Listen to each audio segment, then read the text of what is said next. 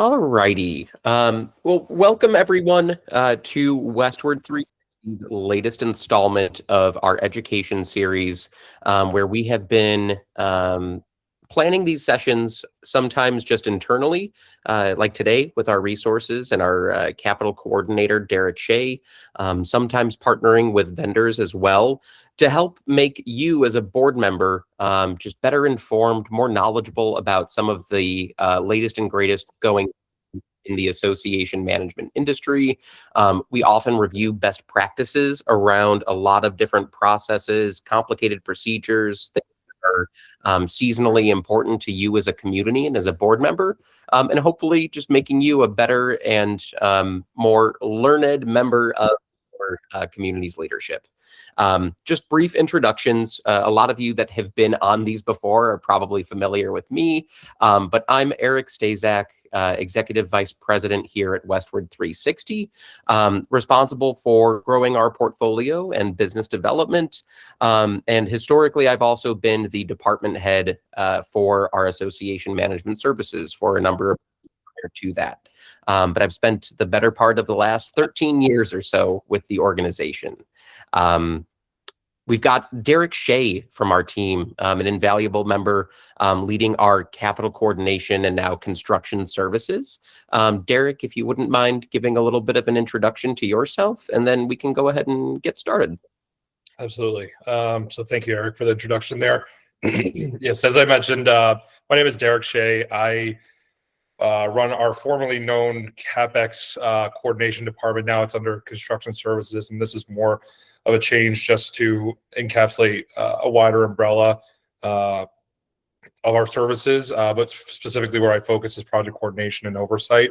And you know, there's this department within Westward 360 has been around for a while, but I would say within the last year or so, there have been significant growth and significant changes where you know, presentations like this are incredibly helpful and insightful at really showcasing the extent of what we can perform through Westward 360 with project coordination and oversight. You know, we changed from CapEx to construction services, again, more as just an umbrella term, but also because we felt that CapEx kind of inherently had this connotation of large scale projects, when realistically I can be involved, my team can be involved at any stage of any project of any size, and we just wanted to reduce any resistance before a scope presented. So that is kind of my introduction, why we changed the name, what I do for this company, and then we'll get into kind of the specifics of what is construction services, our project oversight and coordination entail. Kind of go from there. Eric, do you want to go to the first slide? Okay, so what does construction services entail? So for us, this provides a professional coordination and oversight, you know, lower costs from potential engineering oversight. We'll get into that later. And because we work alongside the managers and we're connected to the management company, there's a collaborative effort, cohesive resolutions that provide better outcomes and projects overall. So why the reason behind project coordination? You know, when a community undertakes a project, you know, the difference between a smooth experience and a frustrating one often comes down to who's coordinating it, who's got the bandwidth, who's got the time to allocate and organize all the documents for the project, the communication with the vendors, the communication with homeowners, boards, anyone alike. And where we come in is in those processes where our role is specifically focused on these specific projects, and our bandwidth allows us to be the funnel for all communication in these types of projects, big or small. Allows us to organize better through our own processes and just create a better overall project experience when engaging us in your project. Eric, if you want to go to the next slide, please. So again, kind of piggybacking off the previous slide, you know, why use Westward 360 project coordination and oversight? Because it just helps have a single point of accountability. So now as the coordinator for your project, It'll protect the board volunteers from construction management duties. It allows property managers to focus on day-to-day operations.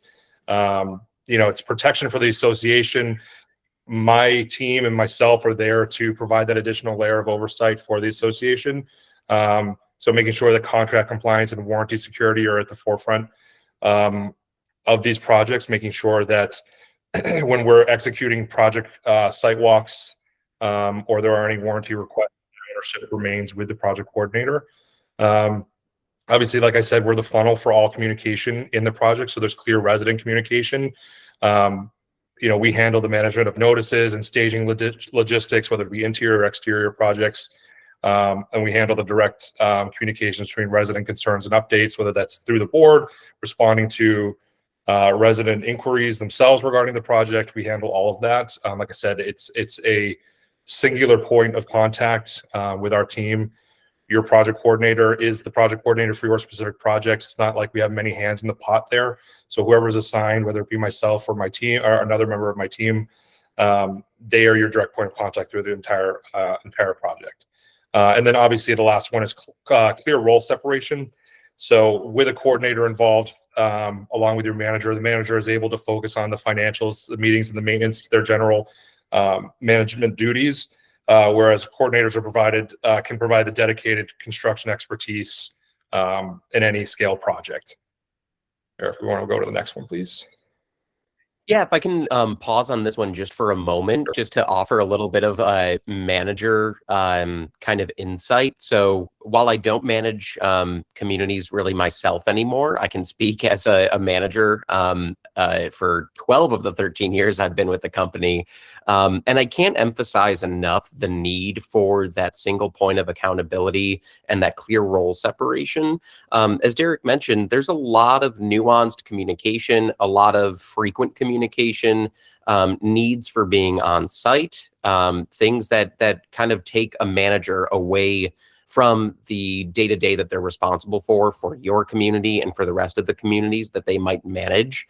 And so being able to balance all of that when your community has a capital project going on, that can feel like a part or full-time job sometimes, in addition to all of the other day-to-day items that we're trying to focus on. So a lot of times, without a role like this and without construction services, your manager is either in a position of the only way to keep up is working 60 to 80-hour weeks when all of that is falling on their shoulders, or it's just meaning that they're having to mortgage their time to prioritize the capital project instead, or vice versa. So you're feeling left in the lurch either on your project or day-to-day things falling through the cracks. So again, from a manager's point of view, it's really a boon for us to be able to have those additional resources. More importantly, it's important for you and a real boon for the board and the community at large to not have your manager, be a bottleneck for a lot of those things. While your manager is planning for your next board meeting, someone like Derek or Ted or another individual on the team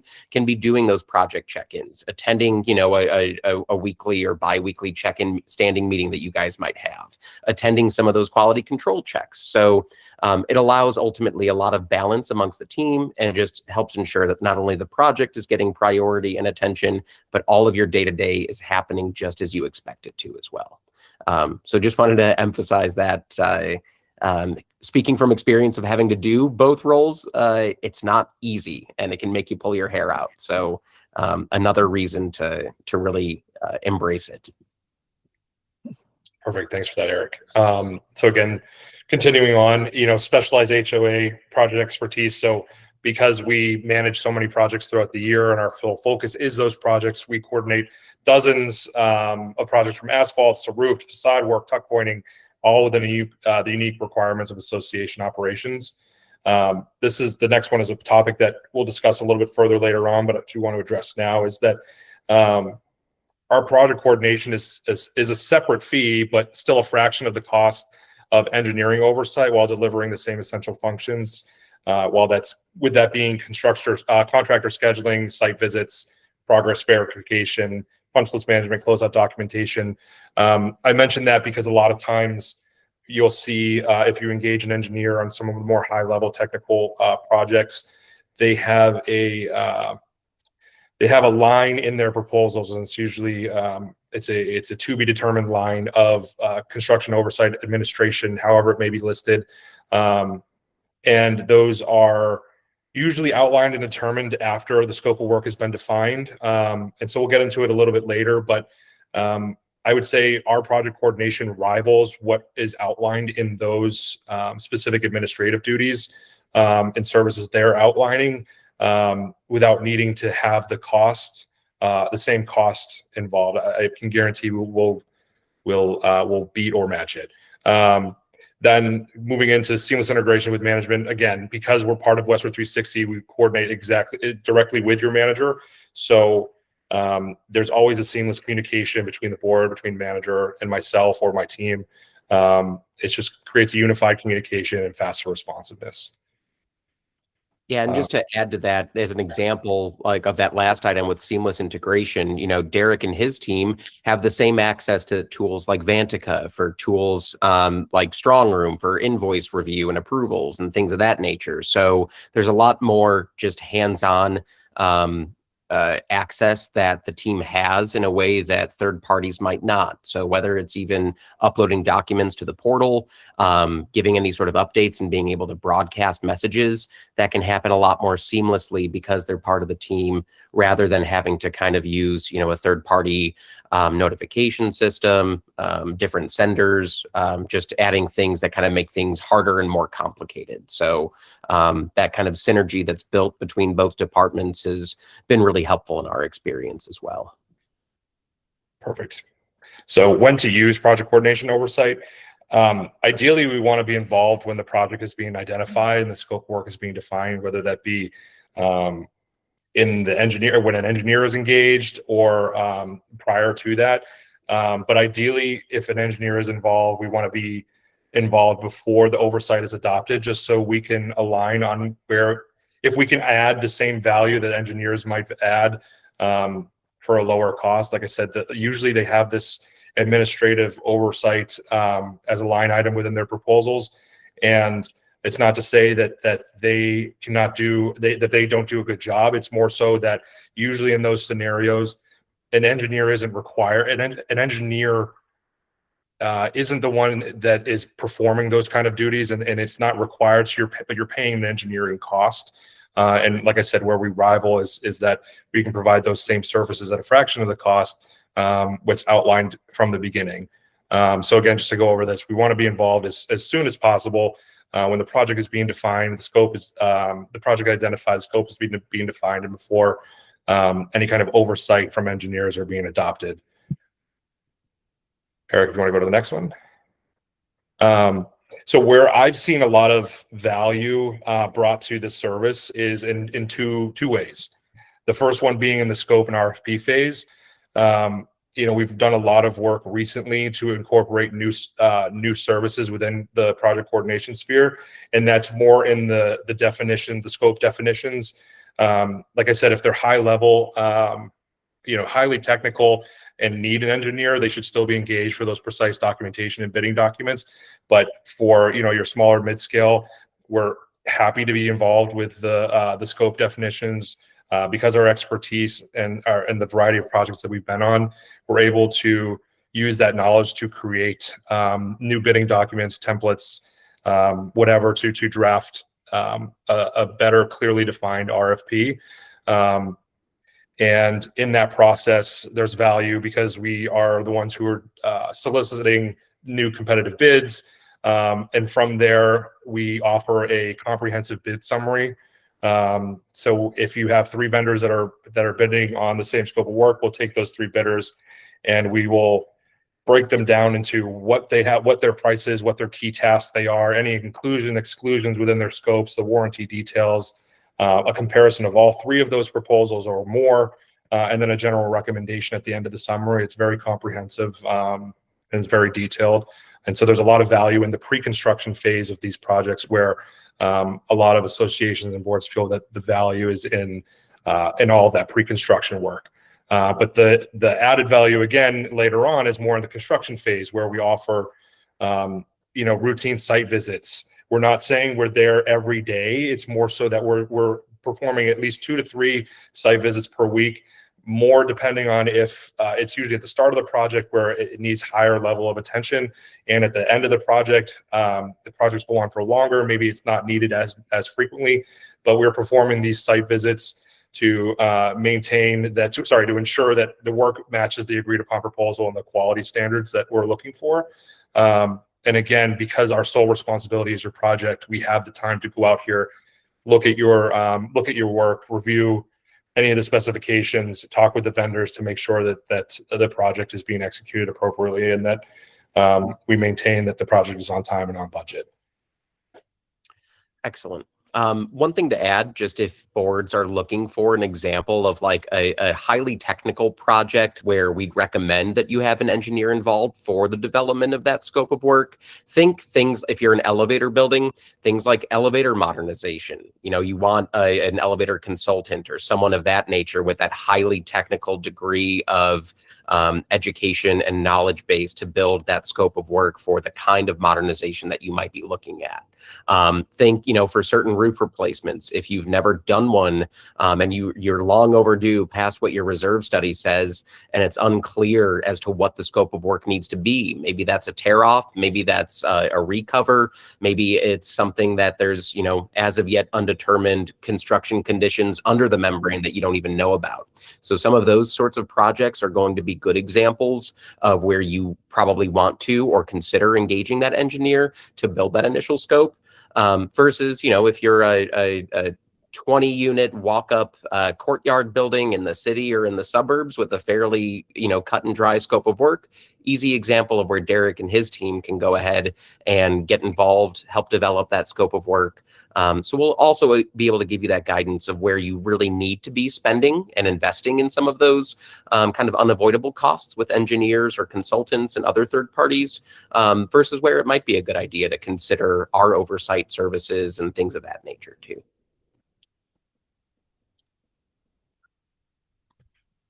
And just to recycle exactly what Eric had said, essentially, this isn't to discredit engineers by any means. Obviously, they bring incredible value. It's more so just to keep the engineers as the technical experts on the projects, not as, you know, the ones who need to provide the construction administration or oversight. You know, many engineering proposals will include optional project administration at a significantly higher cost, even when those tasks are non-technical. And they mirror exactly what construction services or project coordination performs already. So in those situations when engineers are engaged, or where it's debating about whether or not you want the engineer to perform those duties for you, I would just offer that we have a conversation to see where we best apply, and that way that you understand that we understand basically if your sole concern is having engineers still be involved in the process, and that's totally fine. Let's keep them in the process for those technical oversights, those minor check-ins on an as-needed basis. But again, for what they're performing within those duties, they mimic exactly what we would perform for you anyways, at a significantly reduced cost. Eric, I don't know if you want to touch more on that, but we can go to the next one. No, I think that's well covered. And sorry, I jumped the gun with a few of those examples a little bit ahead of the slide, but yeah, Derek has it nicely succinct here. So I think we can go ahead. Okay. All right. So then it comes down to project coordination costs. So this is an elective add-on service. This is not something that the board or association want to elect onto. So our coordination fees are between 5 to 8% of the total project costs. That said, the coordinator has the discretion of setting the specific percentage based on the size, degree of difficulty, involvement needed in the project. You know, it's not to say that we can't work around the budget either, especially if there's an engineer involved. Some of the services that we offer and that are included in your general engineering proposals are duplicate processes. So we can have conversations about how that fee structure is, but we just want to acknowledge that this is an elected add-on service. The typical fees are between 5 to 8%. And, you know, unlike other firms, our project coordination, you know, it is that elected add-on. We never stack these costs. I will jump to that in a second. We never stack these costs on top of the vendor proposals as a requirement of the job. We just like to maintain transparency when introducing these services, so that communities are aware that they're in control, and that they can choose whether to engage us in their projects, and that we're open to communication to ensure that we're aligned on the costs and our applicability to your project before even signing an agreement.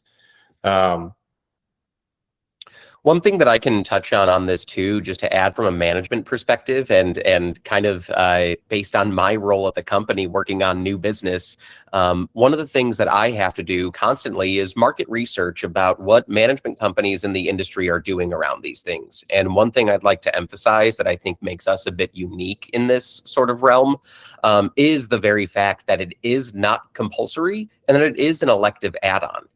There's many, companies out there, and, not to besmirch them, but they have a lot of these things included in terms of percentages that are due to the management company when you encounter a capital project. And those are essentially required, regardless of their involvement, regardless of how detailed or what resources they bring to the table. They might have in their agreement that you just owe them 5 to 10 to 15% of that project without really justifying what that's for. We've always taken the stand that this should be an optional service, that you see the value and that you as a board are making that choice to say, hey, you know what? This is a project where we really do need this. It's that intensive. It requires that level of oversight. On the other side of that coin, sometimes, especially for some smaller communities that we've managed, there might be a board member who is in a particular trade and is involved with the project and says, hey, you know what? We've actually got a couple of resources that we're going to bring to the table to help oversee it.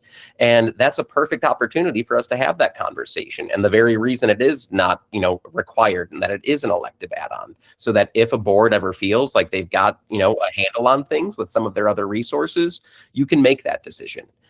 We can help give you expertise and kind of guide you in terms of what our opinion of that is too. But ultimately, I think it's always been important to us that we're not backing you into a corner, not making you pay for things that aren't, necessarily justified. And then finally, beyond that, you're actually getting that coordinator. Whereas, some communities or some management companies we've run into and dealt with in the past, that might still just be sitting on their manager's shoulders. So you're not getting additional oversight. You're not getting additional resources. You're really just adding to the workload of your community manager, which, as we've mentioned before, isn't really a recipe for success.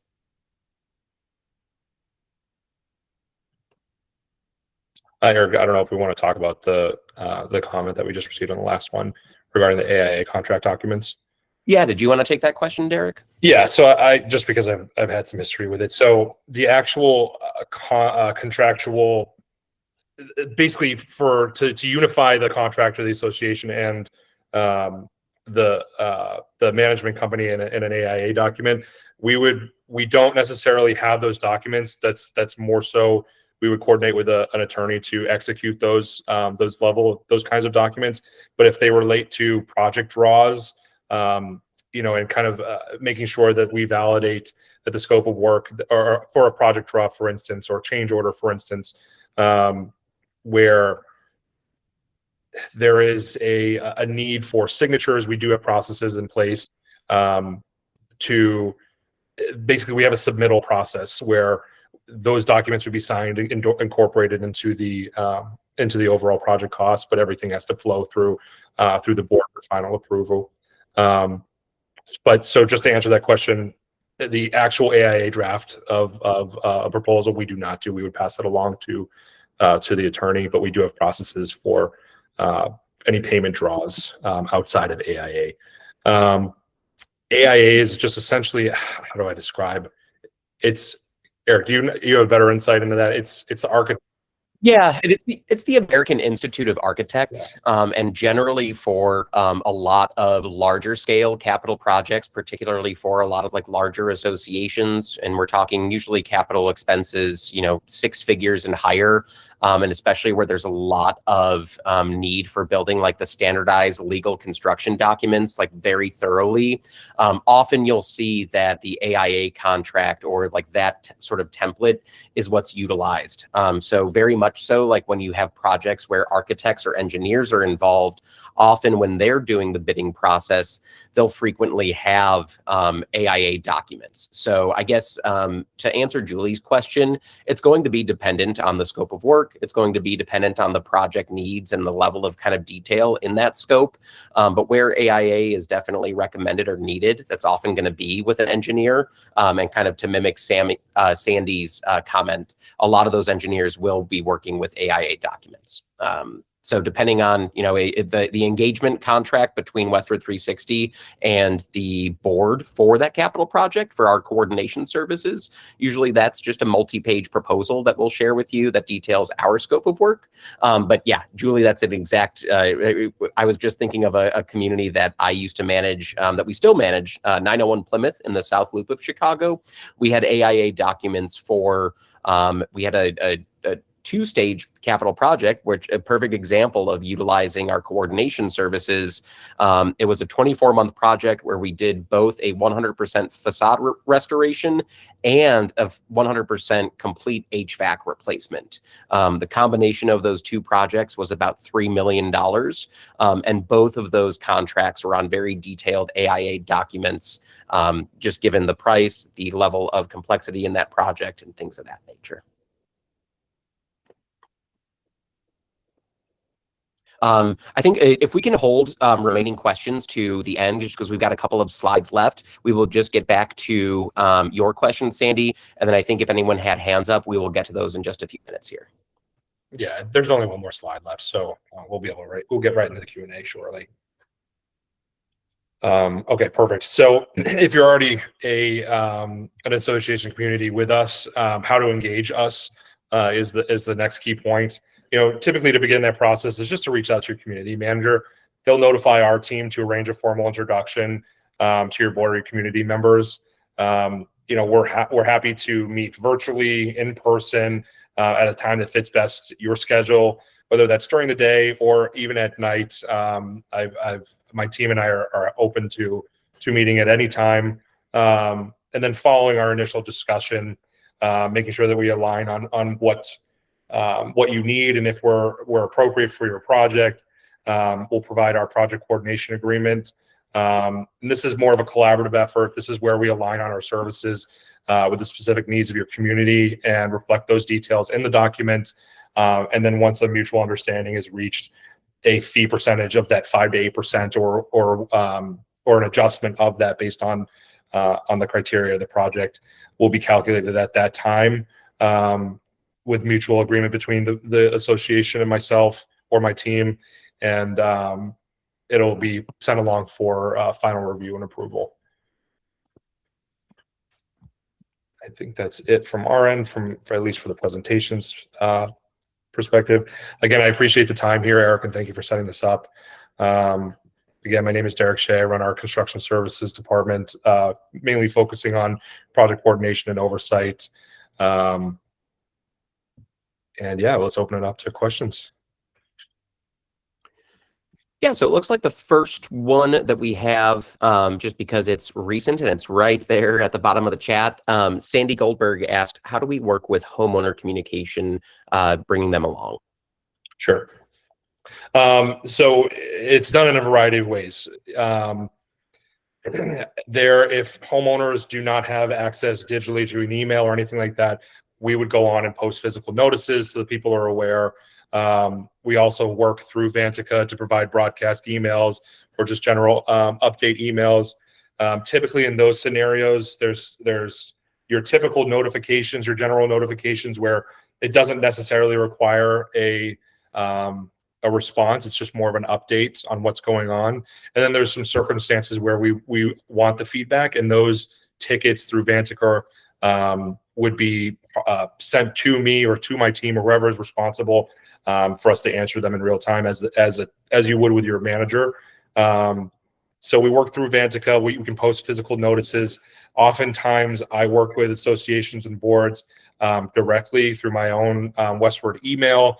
I've been put in group chats with my phone, with the board directly. So there's a variety of ways that we communicate and it communicates to homeowners. We really don't shy away from any kind of communication, whether it be physical with notices like that, or digitally through Vantica or through email, phone call, whatever. Excellent. Thank you. Question of mine, Derek, are you or a member of your team willing to attend like a board meeting for like project updates, or if it's going to be one where, hey, we've got kickoff happening and they could use a little bit of presence and reassurance from the capital coordination or construction services team? Is that something that your team is willing to do? Absolutely. I routinely will set up virtual calls, whether it be in the beginning of the project, in the middle of the project, wherever it may be. I'm routinely setting up those calls as check-ins so that everyone is aligned on where the project is and its progress.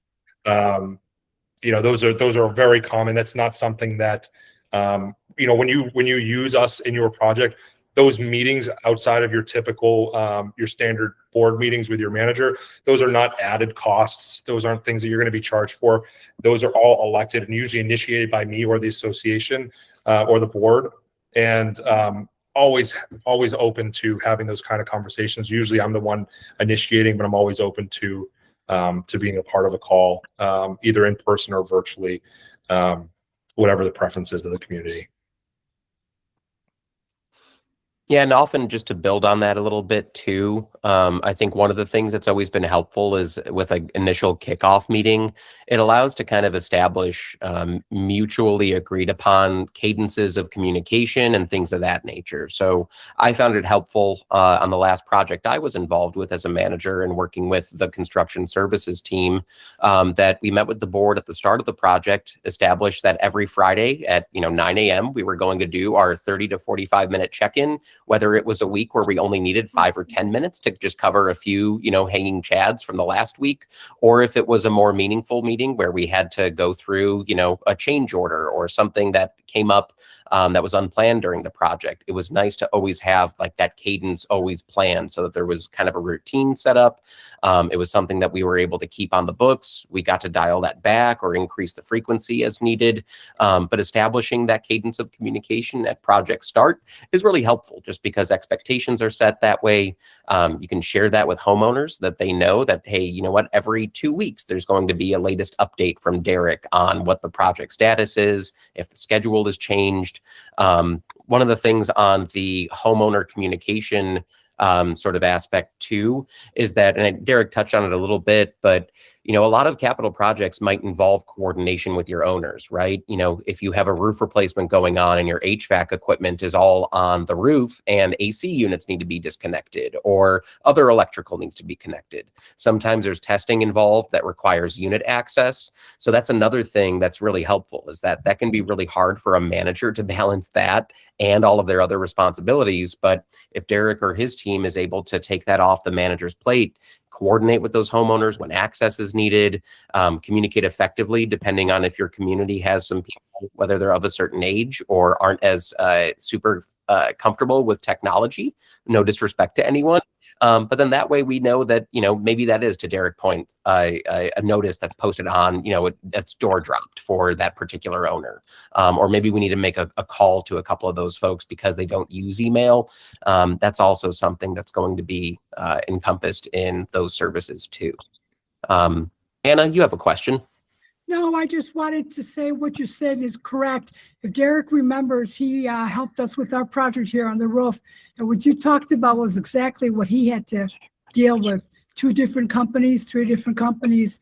And it was really good to have more of a hands-on person, because I'm not an engineer or an architect.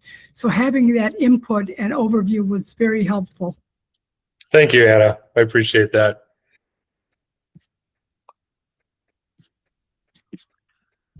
Other questions from the group? Let's see. We've got another couple of questions. Sherry Laney asks, could Derek give us his background and experience? Are you able to give a little bit of color in terms of, even if it's your experience prior to working with Westward 360, Derek? Yeah, of course.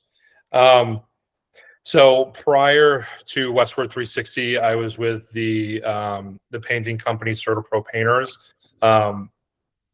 There are multiple franchises within the Illinois market, but ours specifically was one of the largest in terms of commercial painting, and by commercial is mainly in the HOA condo association realm.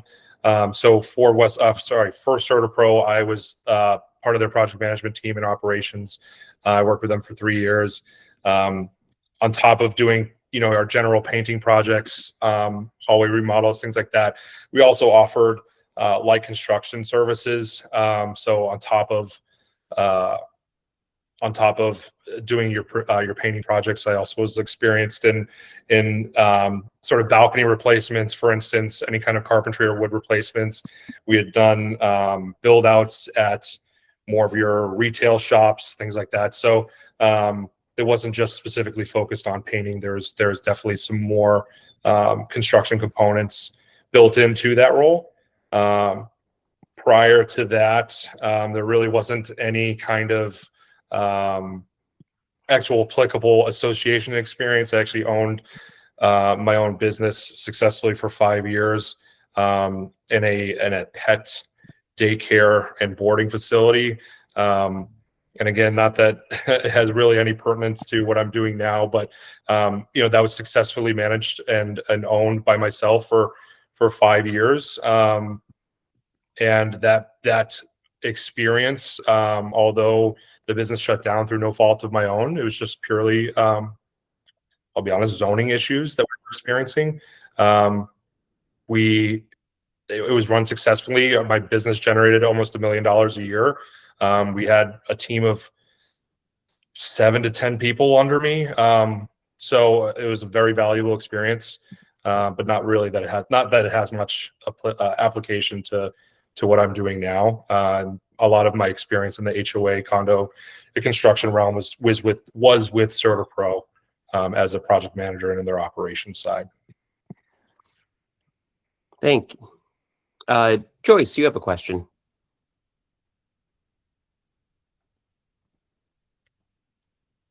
Oh, Joyce, you're muted if you're speaking, by the way.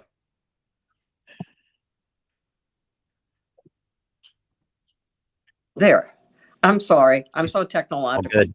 Challenged. Yes, my first question had been about credentials, which Derek just covered. Any project we've had here, I automatically go to our architect and rely on him, in part because of their vast knowledge of vendors, who they've had a lot of experience at doing the best work for the kind of project you have in mind.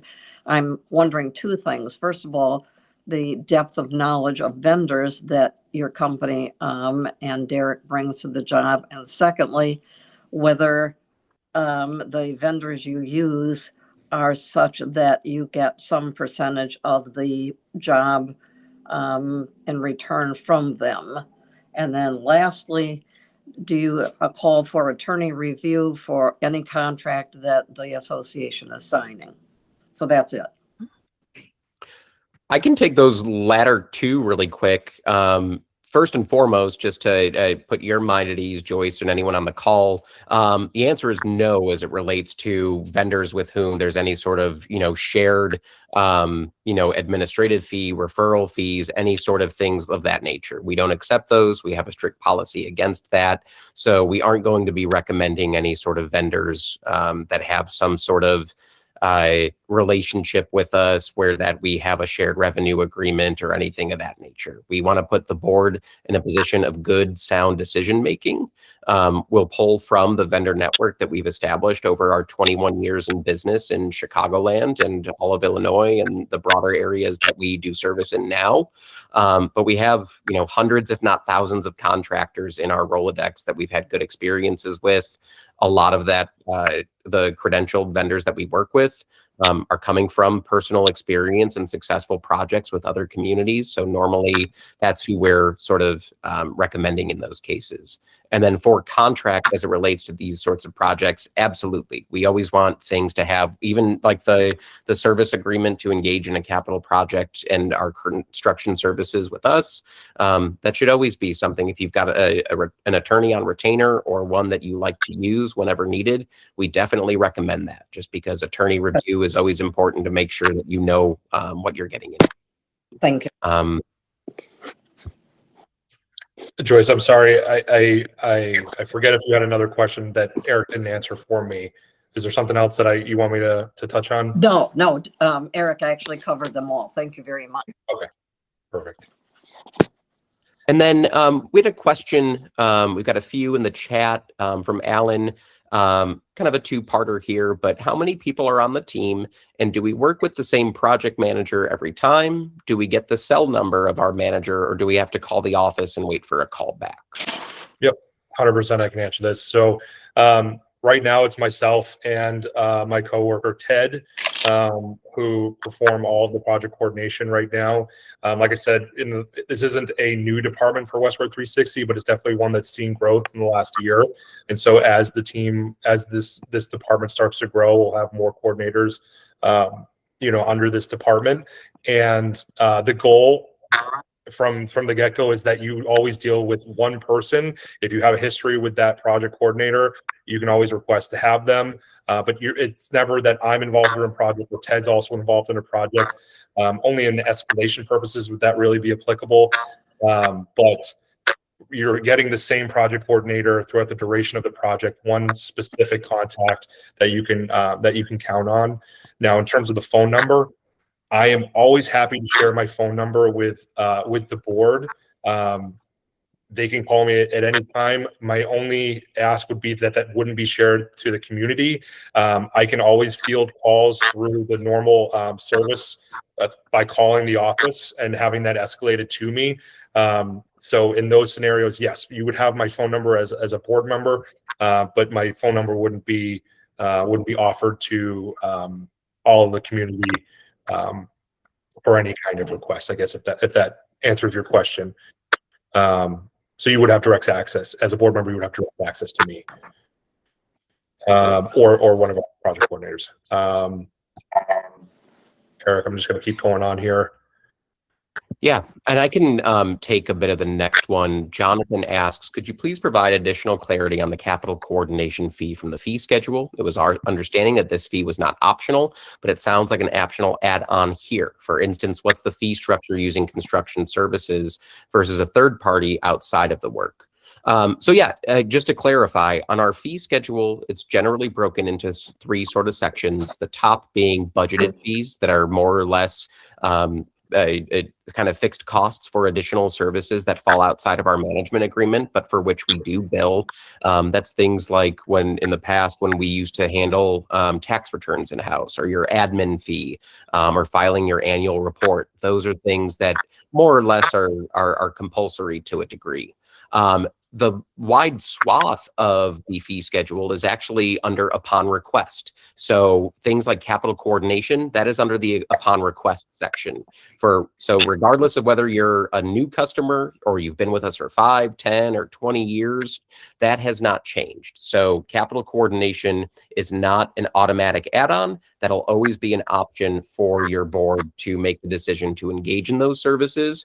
Or if you don't, we'll just make sure that you understand the expectations around the project and what we will or won't be doing.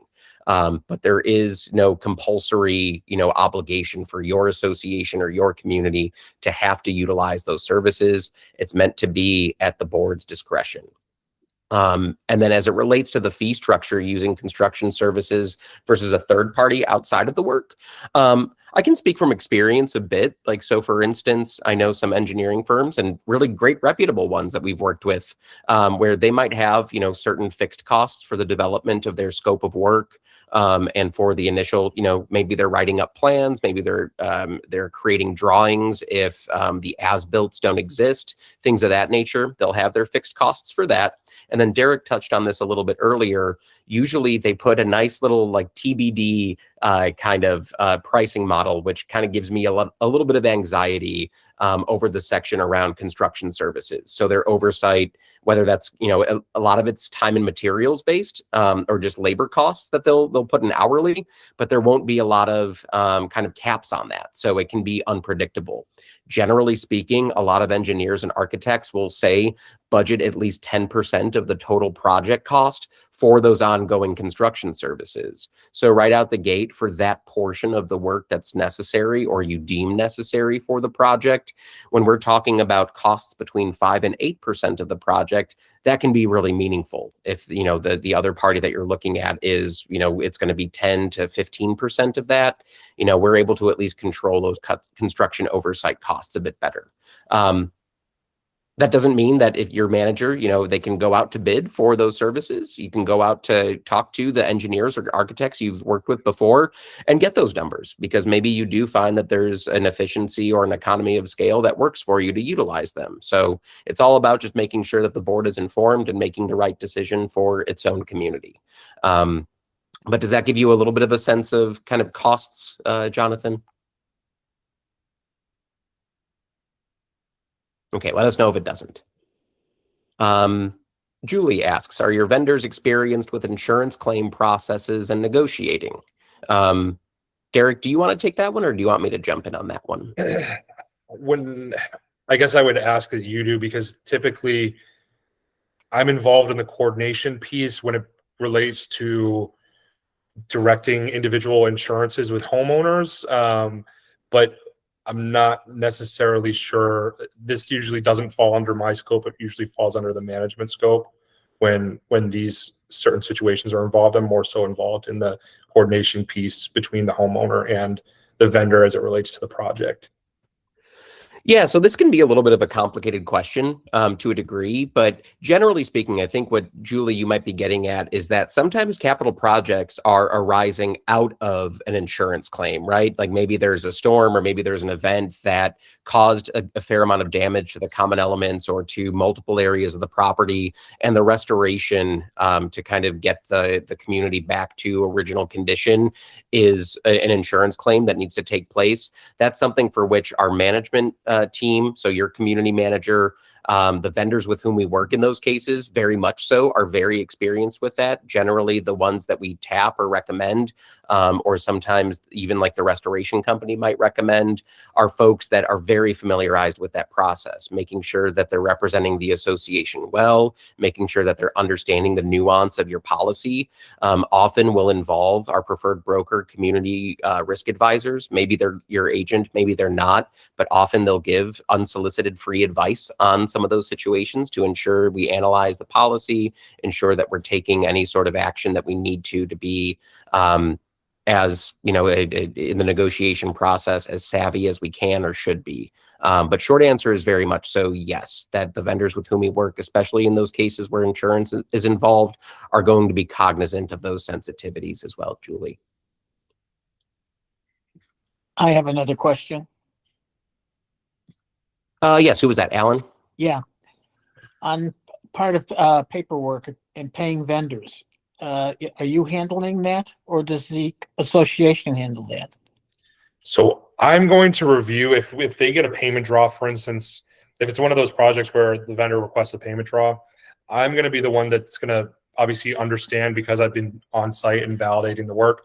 I'm going to understand if the amount requested is appropriate for the scope, the level of work that's been completed. So same as an engineer, I'm validating that process. I'm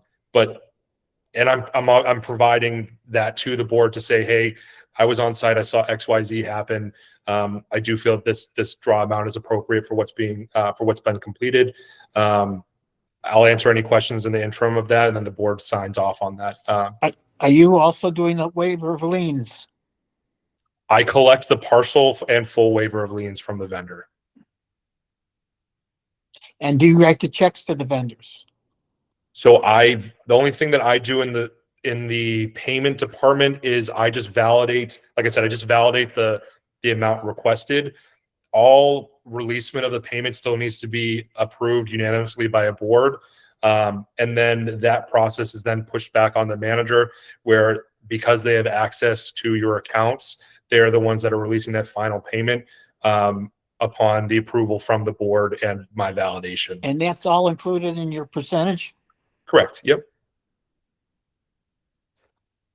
Okay. Yeah.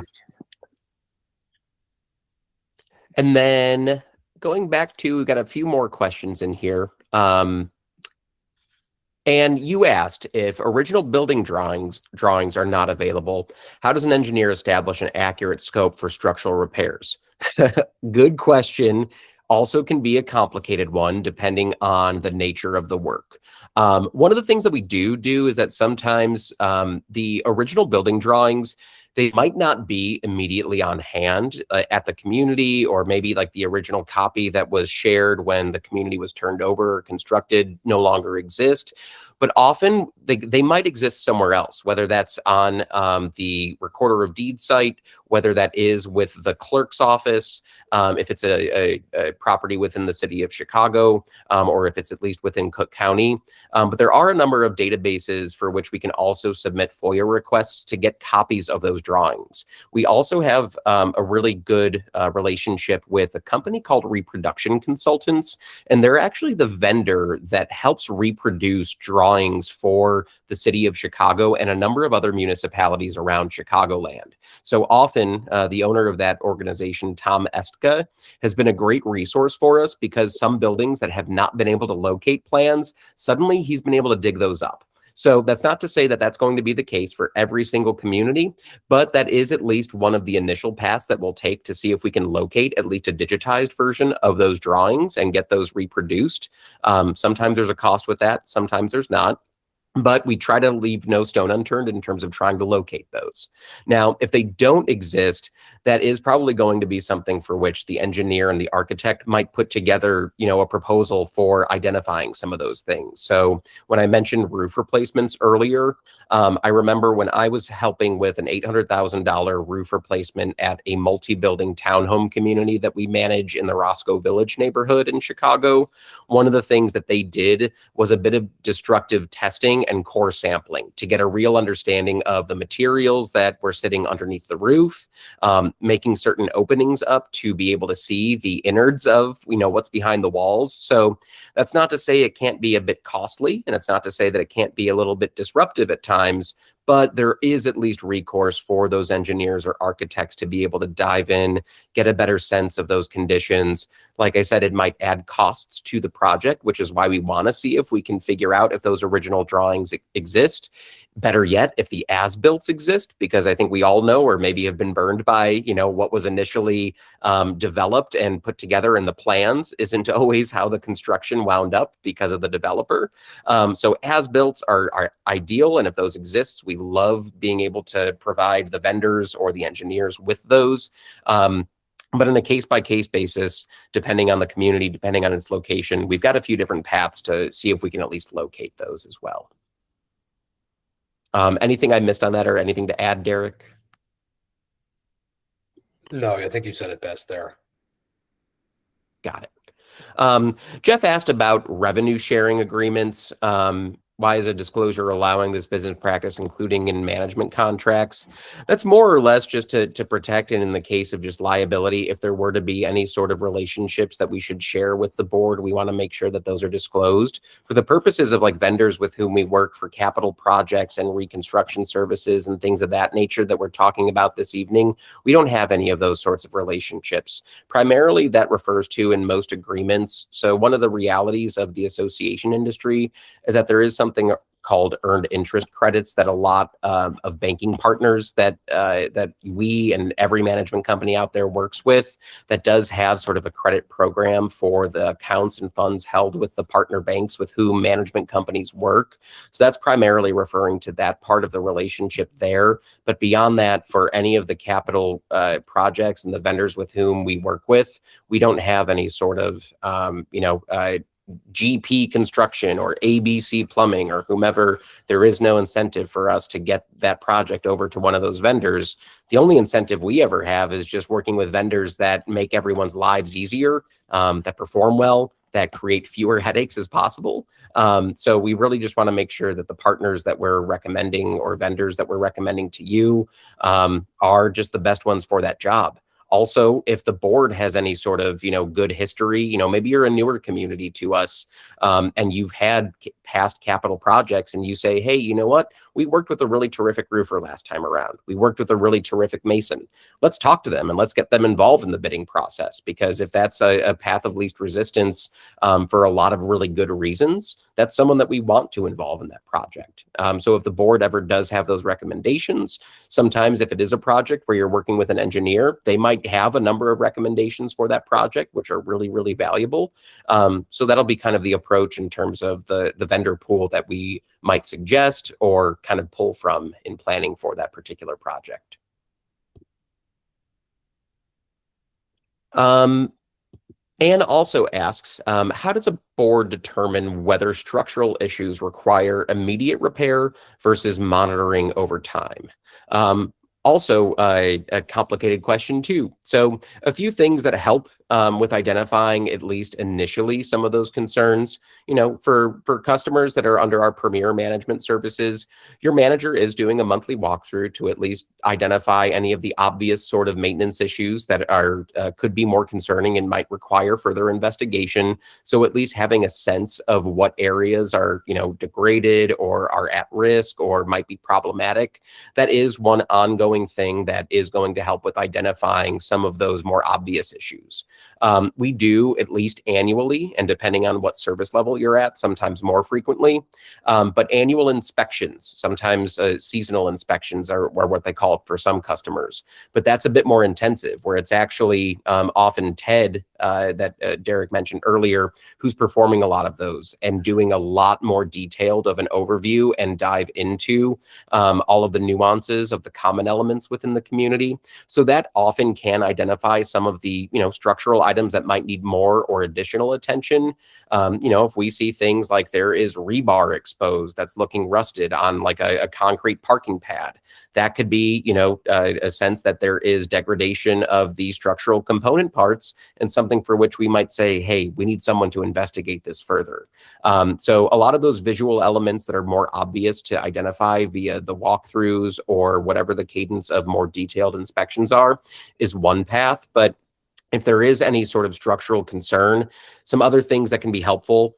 We've done education series around this, a couple of them at this point, actually, but reserve studies are going to be a helpful way to help combat that and get ahead of those things. Having a reserve specialist who's on site and who looks at those things in a more detailed fashion, and more importantly, is very much licensed to look at and weigh in on those things, can be very helpful. Jonathan asks a very prescient question and well-timed. Does Westward 360's Construction Services offer reserve studies? So, Diet Dr. Pepper is also my favorite soda. So well-timed there too, Jonathan. We do not offer reserve studies. We do have a couple of partnerships, one with Reserve Advisors, and we're in the process of trying to establish one with Building Reserves, another really terrific and preeminent reserve study specialist in the United States, but locally based in Park Ridge, at the border of Park Ridge and Des Plaines. So we do have a couple of vendors that we work with kind of really frequently, and who are probably two of the most preeminent reserve study providers in the United States that we can always put the board in touch with. But we do want to be clear, a lot of what we produce via those inspection reports and through some of those construction services, it gives you good line of sight into some of those current and upcoming projects, but ultimately it doesn't completely replace the need for a reserve study. So you still want to make sure that you're on that 3 to 5 year cycle for reserve studies. And I will say, via that partnership with Reserve Advisors, they do actually offer our customers a discount on those, generally saving around 10 to 12% on their reserve study pricing too. One of the questions too from Sandy that I didn't mean to skip over was, how do you coordinate with the accounting piece of the project? Or do we coordinate with the accounting end? Derek essentially touched on this already. So Derek and his team's purview is going to be more so reviewing like the submittals, making sure that if there are change orders, that those are shared with the board, that we weigh in on the appropriateness or lack of appropriateness to pay those particular invoices and the timeliness of those. But then as it relates to, like, if you're referring to the financing, like maybe you're taking a loan or a line of credit, or there was a special assessment tied into that, Our team will help with that, but that's going to be more your community manager who's involved with that, and then your assigned accountant. So if we've been in the process of getting loan proposals or line of credit proposals, or you've been saving up funds via an ongoing special assessment, we will perform those services. That's just not part of Derek's team's purview. That's going to be your manager that you're going to want to communicate with and make sure that that side of the financing of the project is all up to snuff. I was just going to say, just to piggyback off that, Eric, sorry to cut you off. It's just, and that's why there's such an importance on getting us in early. One, because you get to experience the full scope of the services that we can provide. And because we have such a direct access to your community manager, when not to say that we are managing that kind of those pieces of a project, whether it be the loan coordination or ownership percent bill back, things like that, those still live with your manager. But because the project coordination is such a collaborative effort with your manager, we will maintain the general project figures. We'll maintain, obviously, the stages of where the project is at, as Al had asked. Are we validating those draws? We're going out there and validating any draw requests and just making sure that those are being tracked internally. So if the project cost is $300,000 and the vendor submits a draw for $100,000, obviously we're maintaining the record of that. Obviously with your deposits, things like that as they pertain to the project, just more of a general understanding of the financials of the project. But yes, to Eric's point, accounting still stays with accounting. Your manager is typically still more involved with the loan coordination piece and ownership bill back as it relates to the project, or special assessment curation, things like that. Where we kind of apply is more so just having the project financial understanding, knowing what's been included, what's been removed from the overall project, its current status of what we've paid thus far, things like that is kind of where my team holds the financial responsibility. Hopefully that answered your question in tandem with Eric.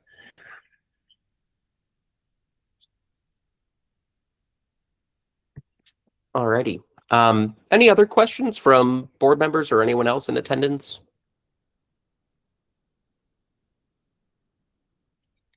Well, excellent.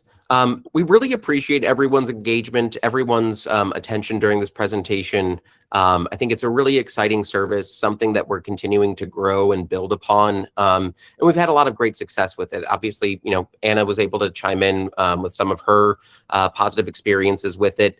I will also, I've got a couple of one-page case study documents that kind of summarize some of our services and the effect that it had on a couple of capital projects that we worked on for a couple of communities. When we distribute the recording and the presentation a little bit later this week, likely Friday, I'll include those too, just so that you can have those to review at your leisure, share with your fellow board members or your community as you see fit.